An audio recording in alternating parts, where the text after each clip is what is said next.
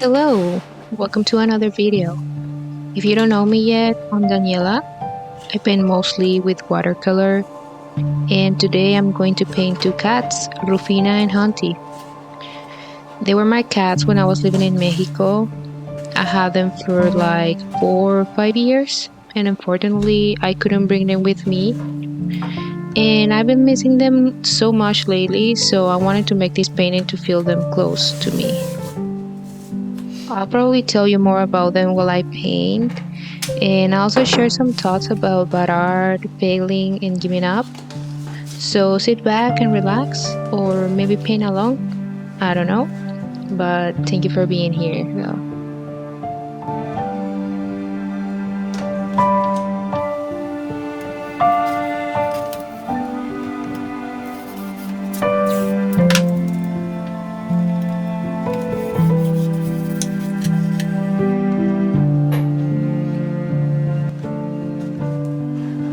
This is my sketchbook. I got it a couple years ago,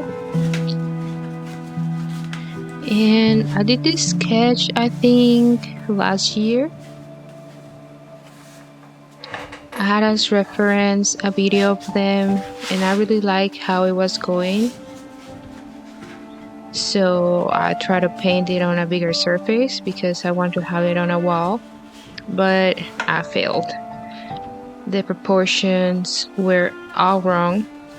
I mean, you can see it on the sketchbook too, but there were some things I like about it, like the colors and stuff. I even wrote some of my mistakes to have a clue on what to improve in the future. And there's a note that says draw with the brain, not with the eyes. But even with that, I just decided not to do it anymore and try later. Well, that later is today. It took a year or maybe a little bit more. So this is the third try. Let's see how it goes.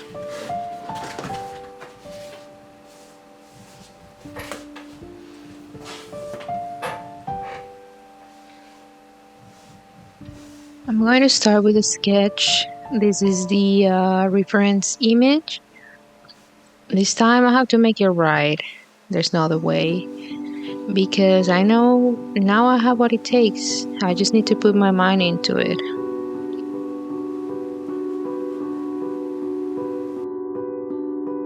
I also printed the image. I feel like it's more accurate that way. Sometimes having it on the phone or laptop messes up everything, at least for me. It gets more confusing, I don't know. I just find it easier with the reference on paper. Sometimes you just have to find what works better for you.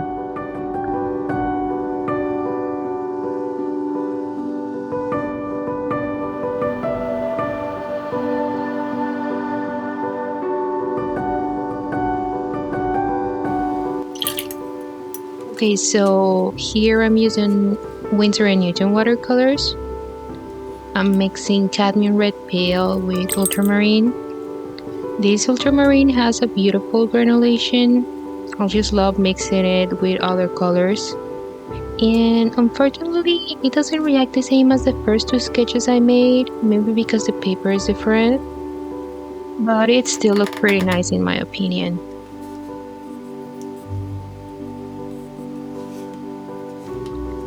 Now to start, I'm going to apply a light wash of ultramarine as well. And honestly, I think it was extremely light, so I probably fix it later.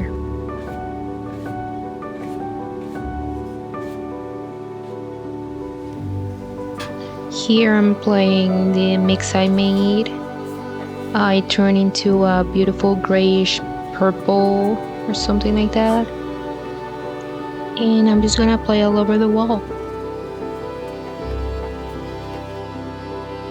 Now for the cats, I'll be using only two colors, which are cadmium yellow and ivory black. And I'll be applying several washes to them. And that's it. Those are the only colors I use for this painting. You can say it's an easy painting. It's mostly shadows. It was a cloudy day couple days after I moved to a new apartment. We used to live in a farm before that, so they were kind of intrigued by the neighbors and everything that was going on outside the window. I rescued them when they were babies.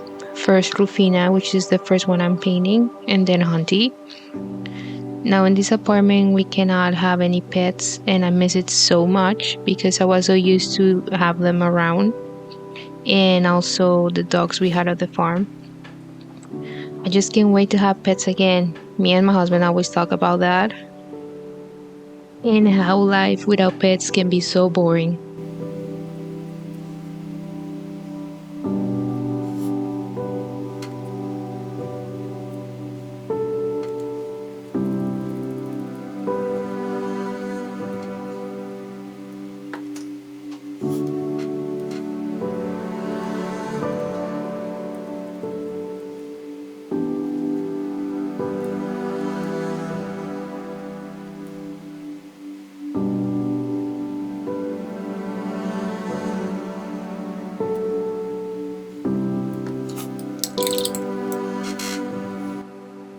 Now, talking about bad art, I think it's important not to be scared of making bad art.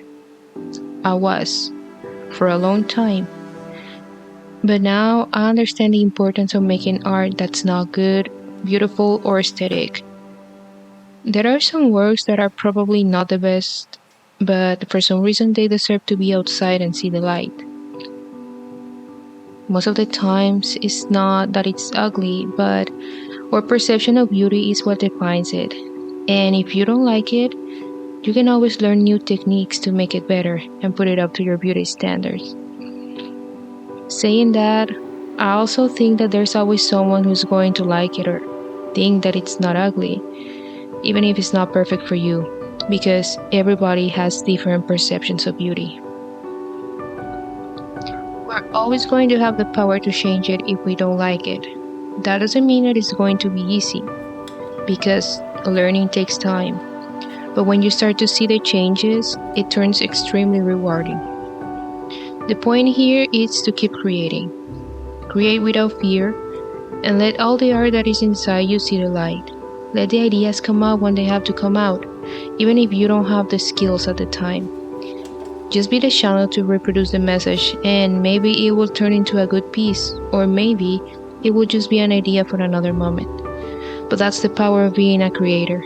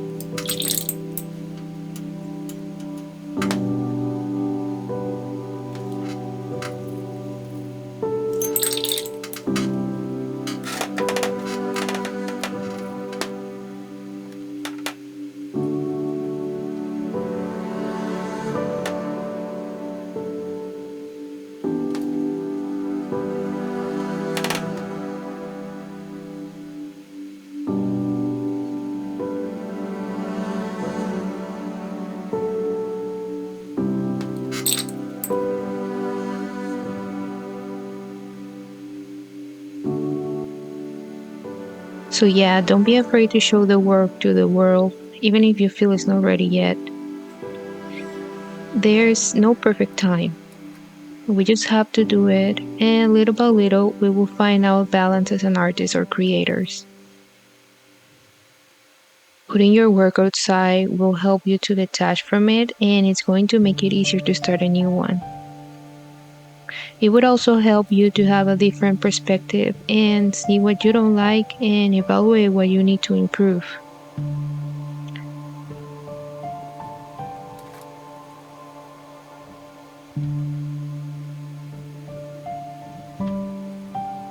So make bad art, share it, and everything will evolve from there. As Rumi says, walk the way, and the way will appear.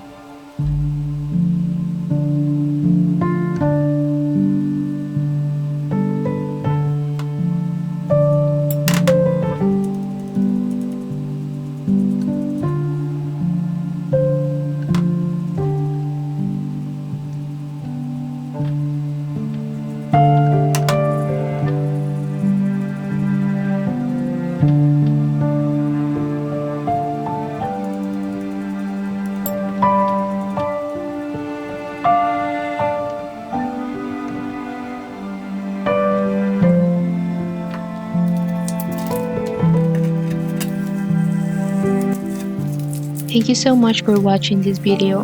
I hope you enjoy it, and if you do, give it a thumbs up and maybe subscribe. Don't forget to be kind to yourself and others, and see you on the next one. Bye!